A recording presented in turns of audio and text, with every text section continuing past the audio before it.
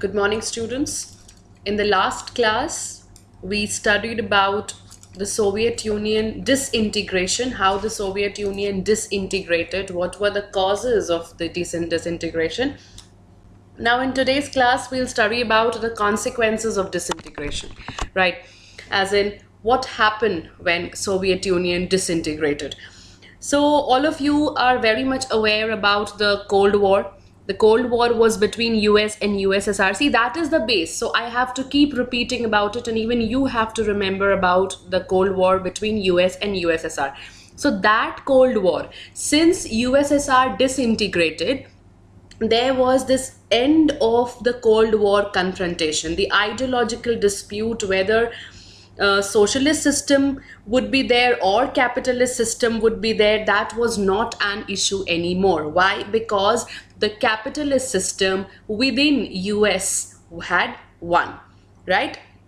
So since this dispute had engaged the military of the two blocs, that triggered a massive arms race. If you remember, there were certain treaties also signed. I explained you about LTBT, about CTBT, about NPT. So all those arms race and accumulation of the nuclear weapons had led to the existence of military blocs, right? So there was the end of the confrontation, which demanded an end to this arms race and a possible new peace in the world. Okay, next, power relations that in the world politics changed.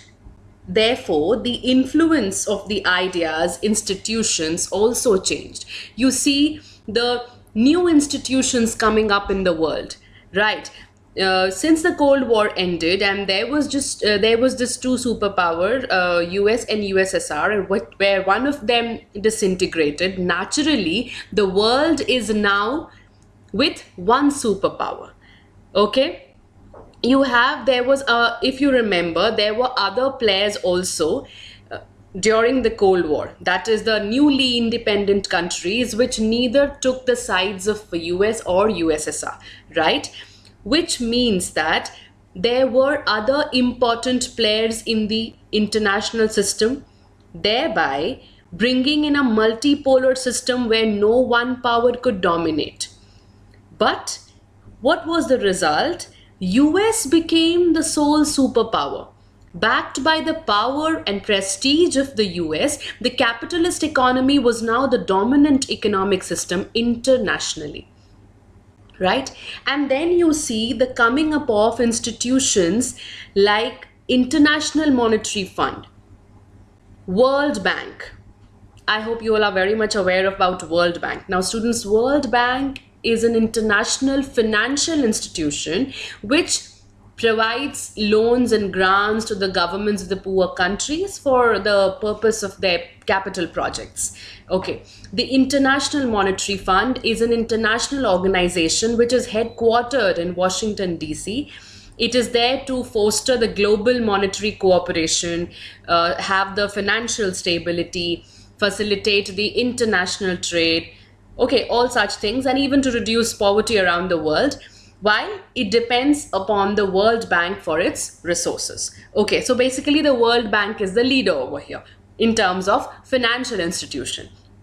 Right. So you see institutions like World Bank, IMF, International Monetary Fund, they all became powerful advisors to these countries since they gave loans for their transitions to capitalism. And politically, since US had won, that is why politically you see the liberal democracy emerged as the best way to organize the political life. Okay, next, the end of the Soviet bloc meant the emergence of the new countries. All these independent countries, they wanted to remain independent, and they had various aspirations and choices. Especially the Baltic countries, the East European countries, they wanted to join European Union and become part of the NATO. Now, what do I mean by Baltic countries? These are those countries which have the shorelines along the Baltic Sea, as in the Denmark, the Estonia, the Latvia, the Finland, Germany.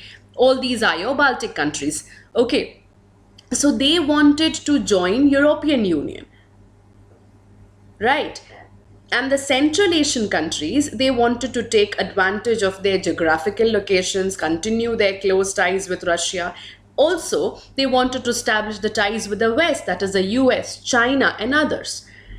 So what you actually see here, the Central Asian countries, students, they are your Kazakhstan, Turkmenistan, Tajikistan, all these countries. Okay. So basically, what do you see here? The international system now sees many new players emerging with their own identity, own aspirations, own interest. And as you see, the Central Asian countries, they are taking advantage of their geographical boundaries, geographical locations. Similarly, other countries were also doing the same. Though US emerged as the sole superpower, but the realization amongst different countries was that they have to remain independent. They will simply work out for their advantages, right, for their gains. And that is how you see the international system with many new players. They had their own interest, own difficulties, and it is to these issues that we will now learn how political life was shaped, even the social life, right? Okay, so this brings me to another important concept, and that is the shock therapy.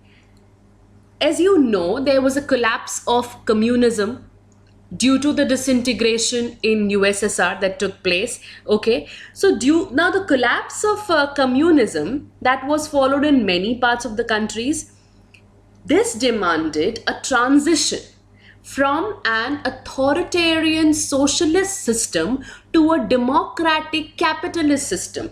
When I say authoritarian socialist system, clearly it's USSR, their ideologies, to a democratic capitalist system, it's US and its ideologies. Clear? So the model of transition that took place in Russia, Central Asia, East Europe, they were all influenced by World Bank and IMF. And that came to be known as shock therapy. Why? Now, this shock therapy actually it varied in intensity, the speed also. Somewhere it came early, somewhere it came little late, right? But its directions and features were similar. That is why we could categorize it as shock therapy. Now, what is that? Basically, there was a transition from socialism to capitalism. So, what was that transition? Why it is known as a shock therapy? See, each of those countries that were making a shift, they were to make a total shift to capitalist economy, which meant that they have to root out everything that they had persisted since the Soviet period, right? Number two, private ownership was supposed to be the dominant pattern of ownership of property, not the state ownership. Okay? Next, privatization of the state assets was also important. Collective farms were replaced by private farming. And this transition ruled out any other way, any alternate way, any third way.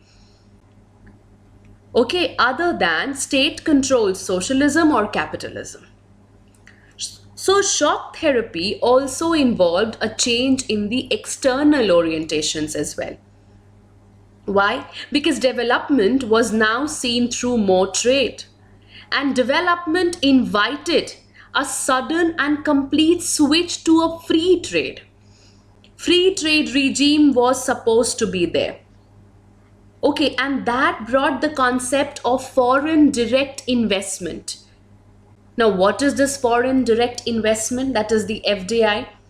This was supposed to be the main engine of change. Free trade regime and foreign direct investment. They were the main engines of change.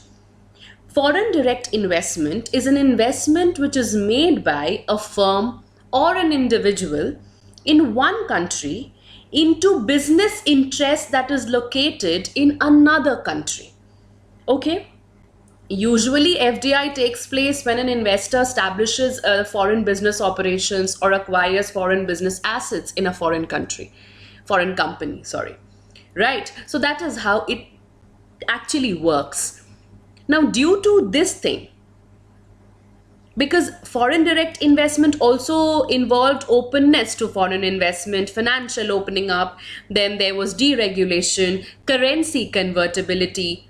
Because, of course, if you are investing in another country or any kind of transaction takes place, then there is an issue of currency, there will be an issue of convertibility.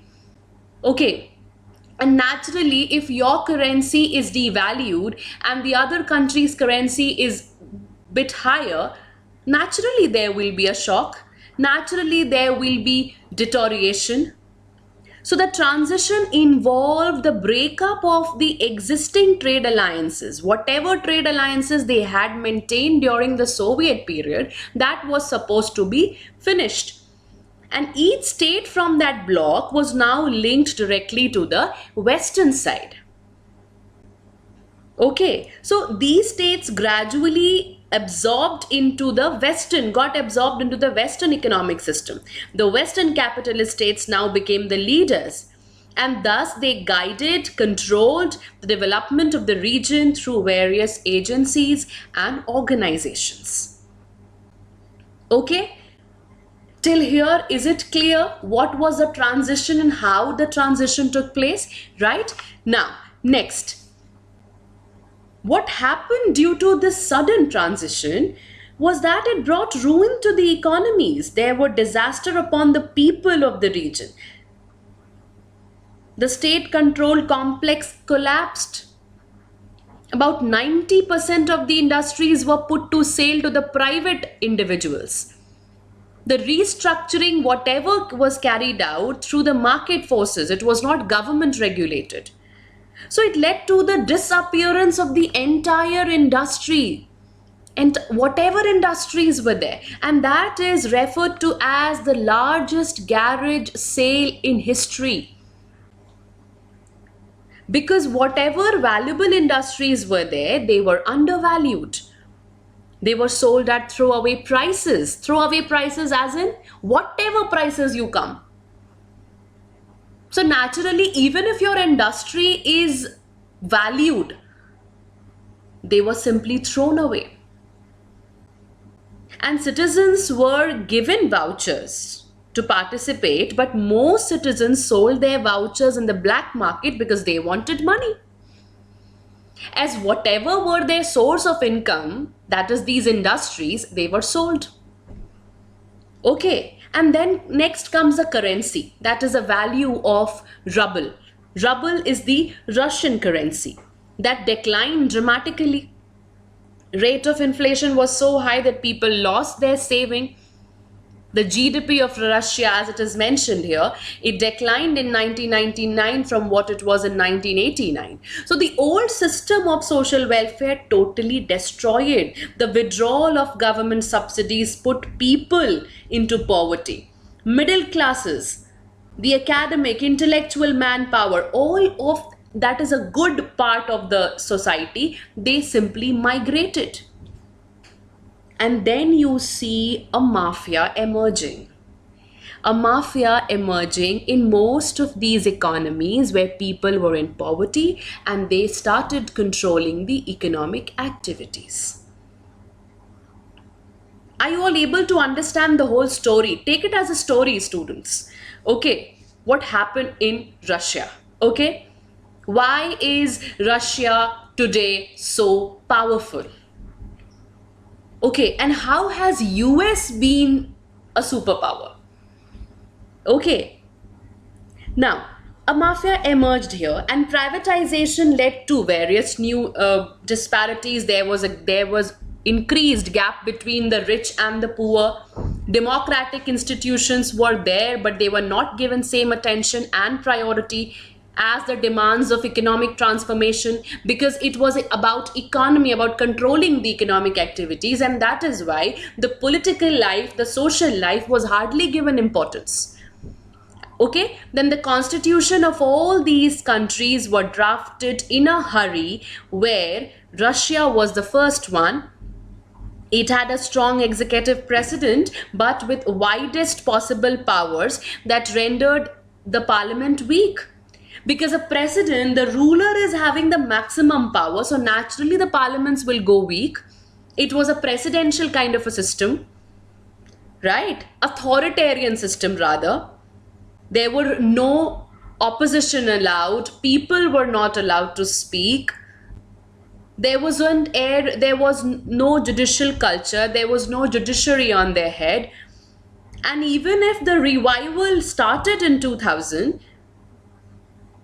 the reason for the revival was because of the export of the natural resources from Russia, that is oil, natural gas, minerals. So as the areas, I mean states like Azerbaijan, Kazakhstan, Russia, they all are major oil and gas producers. So other countries have gained because of the oil pipelines that cross their territories, for which they get rent. So that is how the revival of the Russian economy started. Why? Due to the export of the natural resources, as oil and minerals gets important. Right? Now that is how Russia tried to revive through its natural resources in 2000, after failing miserably before that. Okay?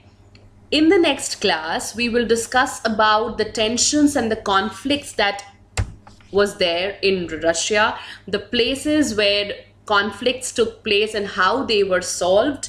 Okay? And finally, your relation of India with post-communist countries. Okay? All right, students. That's all for today. If you have any problem, please let me know. Thank you, students.